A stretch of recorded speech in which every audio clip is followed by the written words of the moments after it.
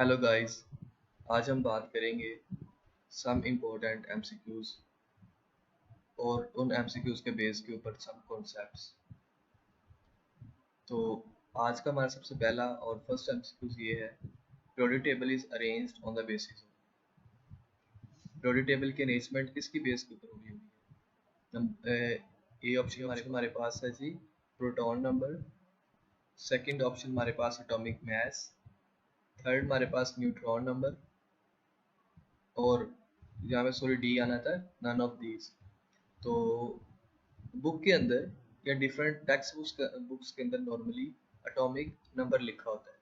जब बच्चे यहाँ पे एमसीक्यूज आ रहा होता है तो देख रहे होते हैं यहाँ पे एटॉमिक नंबर की तो ऑप्शन है नहीं, तो वो जो है वो एटॉमिक मास को जो है वो क्लिक कर देते हैं।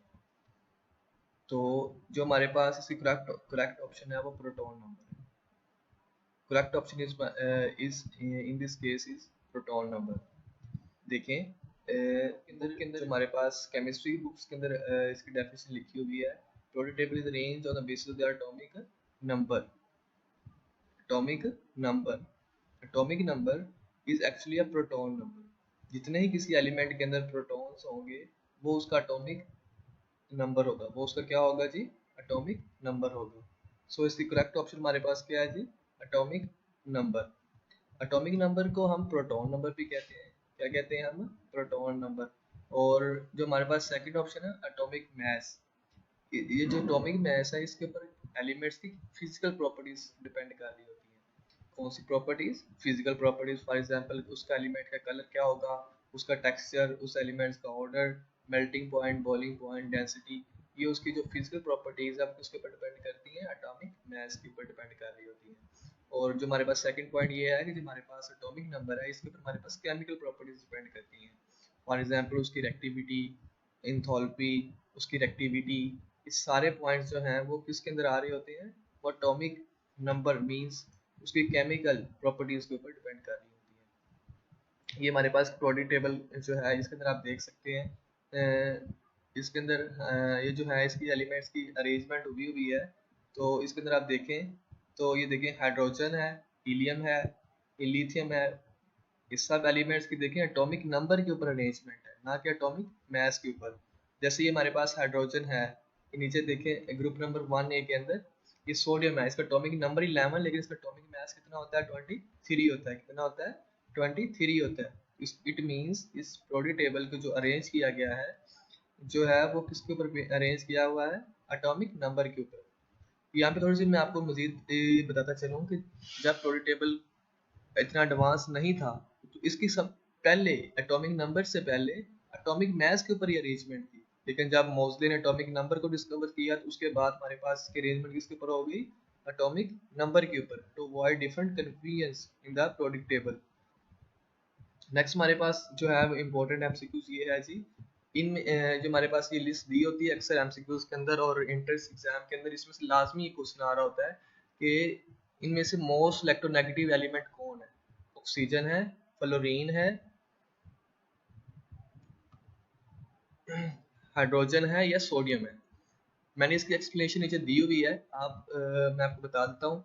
जो हमारे पास इलेक्ट्रोनेगेटिविटी का ऑर्डर है इसका एक पीरियोडिक टेबल के अंदर एक खास जो है वो हम कह नहीं सकते कि टॉप टू बॉटम, ये लेफ्ट टू राइट जो है वो जैसे हम कह रहे होते हैं शील्डिंग फैक्ट के केस में या आयोनाइजेशन एनर्जी के केस में कि वो लेफ्ट टू राइट उनका क्या ट्रेंड होता है या टॉप टू बॉटम ग्रुप्स के अंदर क्या ट्रेंड है। लेकिन जो हमारे पास इलेक्ट्रोनेगेटिविटी है इसका एक खास ट्रेंड नहीं हो सकता। जैसे आप देख सकते हैं जो हमारे पास फ्लोरीन है ग्रुप नंबर 7 से बिलोंग करती है, ऑक्सीजन 6 से बिलोंग करती है। तो हम जो है इसका इरेगुलर ट्रेंड है। सबसे ज़्यादा जो हमारे पास इलेक्ट्रोनेगेटिव एलिमेंट है वो फ्लोरीन है। क्या है, फ्लोरीन है। उसके बाद हमारे पास ऑक्सीजन है, ये सबसे मोस्ट ये डिक्रीजिंग ऑर्डर के अंदर ट्रेंड है। उसके बाद हमारे पास नाइट्रोजन है, क्लोरीन है, ब्रोमीन है, क्लोरीन, सल्फर और क्लोरीन और आगे हमारे पास एक पॉइंट है कि हाइड्रोजन और फॉस्फोरस की तकरीबन जो है हम कह रहे होते हैं कि इनकी इक्वल इलेक्ट्रोनेगेटिविटी है। हाइड्रोजन की 2.20 और 2.19 जो है हमारे पास फॉस्फोरस की है। इलेक्ट्रोनेगेटिविटी जो है वो फ्लोरीन की सबसे ज़्यादा क्यों है, ये आपके अंदर पॉइंट जो है मेन पॉइंट ये है कि fluorine why is the most electronegative element. एक तो हमारे पास इलेक्ट्रोकेमिकल सीरीज को अगर हम देखें इलेक्ट्रोनेगेटिविटी के अंदर जो है वो इलेक्ट्रोकेमिस्ट्री के अंदर आपने पढ़ा होगा। एक तो इसका उसके अंदर जो इलेक्ट्रोकेमिकल सीरीज के अंदर आप इसका ट्रेंड देख सकते हैं रिडक्शन पोटेंशियल को फोकस करके। दूसरा जो हमारे पास मेन पॉइंट्स है, फ्लोरीन का जो साइज है वो उसके जो बाकी ग्रुप मेंबर्स हैं उसके ग्रुप के उसके पीरियड्स के अंदर पीरियड क्लोरीन जो है वो फ्लोरीन के जो बाकी ग्रुप मेंबर्स हैं जैसे क्लोरीन है, आयोडीन है, तो उनके मुकाबले उनका साइज क्या है, छोटा है। दूसरा जो तीसरा मेन पॉइंट है वो ये है, जो हमारे पास फ्लोरीन है वो ये चाह रही है उसकी ये जो है वो डिज़ायर होती है कि वो अपनी इलेक्ट्रॉनिक कॉन्फ़िगरेशन जो है नोबल गैस नियर टू चली जाए नोबल गैस। तो वो एक इलेक्ट्रॉन जब वो अटेन करती है तो ये वो noble gas electronic configuration attain कर लेती है। और जो है noble gases are the most stable, they do not react at ordinary temperature. Third number हमारे पास एक एमसीक्यूज है। ये डिफरेंट एग्जाम से मैंने ये जो है वो पास्ट पेपर से ये क्वेश्चन को एक्सट्रैक्ट किया है। तो which is remains constant in the period, period के अंदर मींस लेफ्ट टू राइट क्या चीज कांस्टेंट रहती है? Shell number, shell number, shielding fact, ionisation energy, या बोथ ए एंड सी। अक्सर बच्चे शेल नंबर को जो है वो क्लिक कर देते हैं, शेल नंबर को, लेकिन इसका जो है वो हमारे पास आयोनाइजेशन सॉरी शील्डिंग फैक्ट और जो है वो हमारे पास शेल नंबर, ये दोनों जो है हमारे पास शेल नंबर और शील्डिंग इफेक्ट, ये दोनों हमारे पास क्या रह रहे होते हैं, कांस्टेंट रह रहे होते हैं इन द पीरियड के अंदर। अच्छा, इसके अंदर जो हमारे पास एक टर्म है शील्डिंग फैक्ट। शील्डिंग फैक्ट क्या होती है? शील्डिंग फैक्ट, ये मैंने ये डायग्राम मेरे पास है, मैं आपको इसको इससे मजीद एक्सप्लेन करता हूँ। लेट्स सपोज ये हमारे पास एक एलिमेंट का न्यूक्लियस है, एलिमेंट का क्या है, न्यूक्लियस है। ये इसके अराउंड जो है उस एलिमेंट्स के शेल्स, ये दो शेल्स हैं, उस शेल्स के अंदर क्या है, इलेक्ट्रॉन्स है। एज यू नो इलेक्ट्रॉन के अंदर कौन सा चार्ज होता है, नेगेटिव चार्ज, और न्यूक्लियस के अंदर कौन सा चार्ज मोस्टली होता है, पॉजिटिव चार्ज।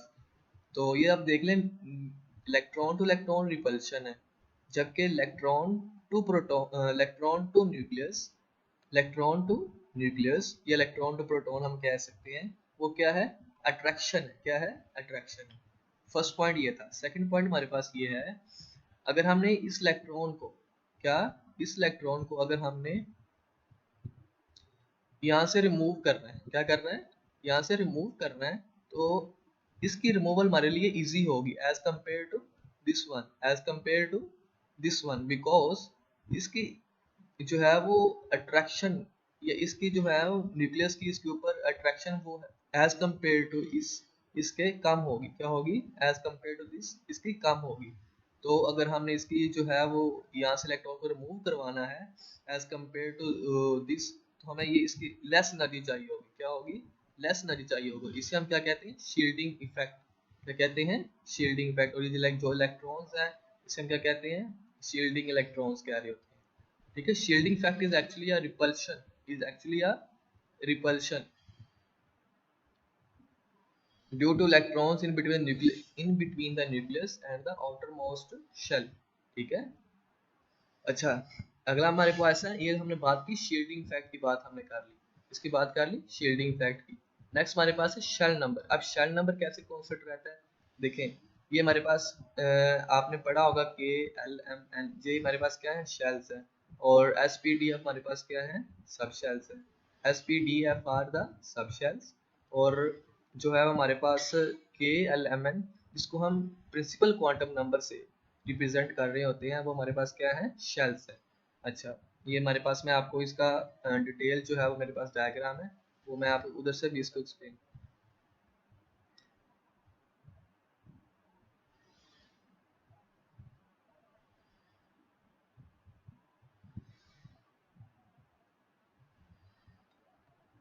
देखिए शेल नंबर कैसे कॉन्स्टेंट रह रहा होता है पीरियड के अंदर। मैंने यहाँ पे पीरियड नंबर 3 सिलेक्ट किया है, आप जो सा मर्जी पीरियड सिलेक्ट करके ये जो है वो देख सकते हैं।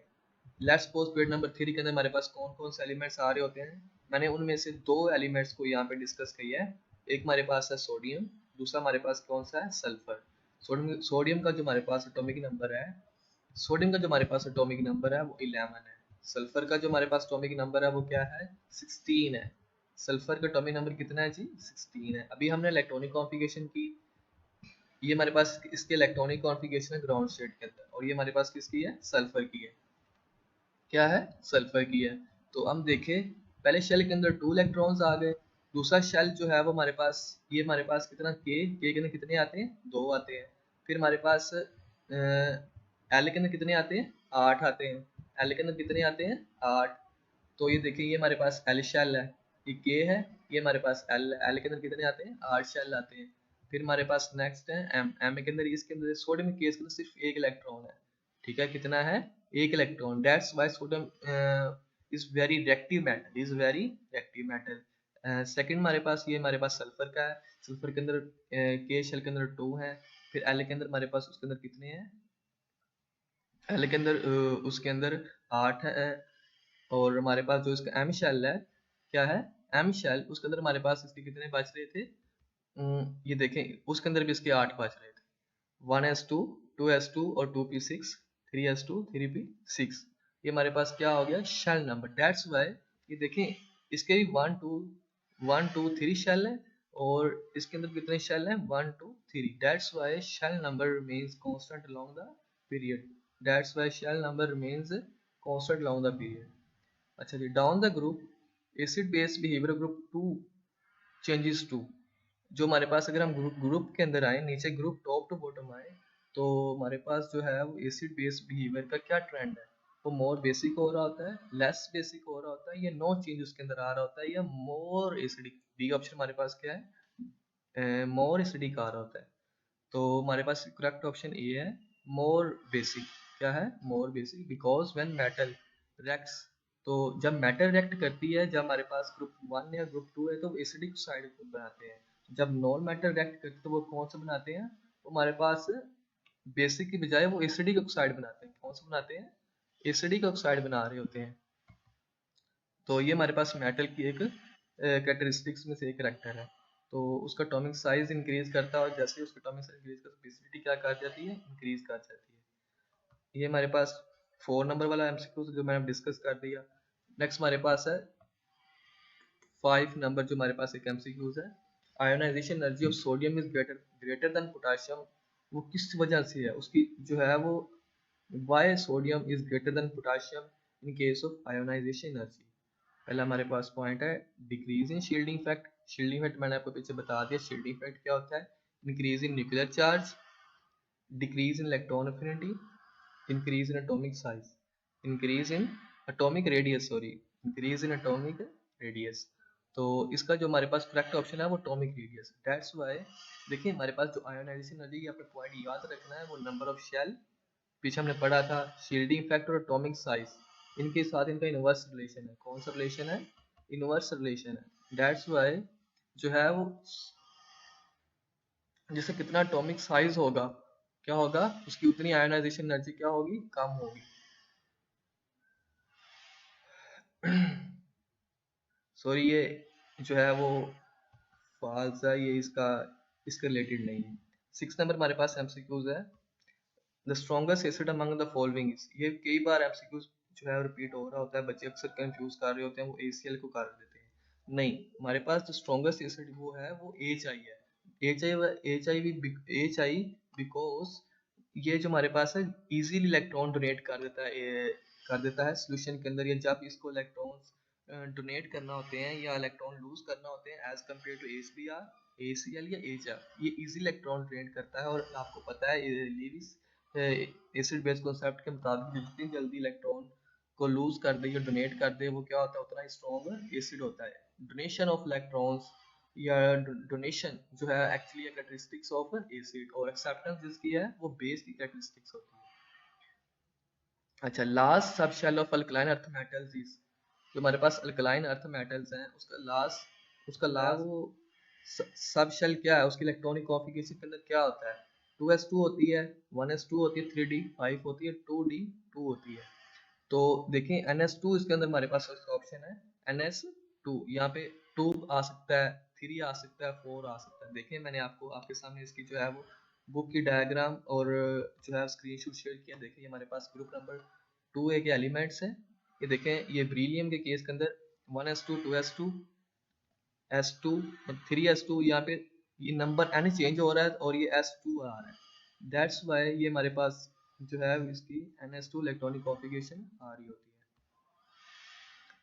है। जी गाइस, ये हमारा आज का जो है अब इम्पोर्टेंट और सम जो है वो रिपीटेड एमसीक्यूज थे जो मैंने आज आपके सामने डिस्कस किए हैं। अगर आपको फिर भी कहीं पे भी कोई भी इशू या मिसअंडरस्टैंडिंग हो रही हो तो आप कमेंट सेक्शन के अंदर हमें बता सकते हैं। Thank you.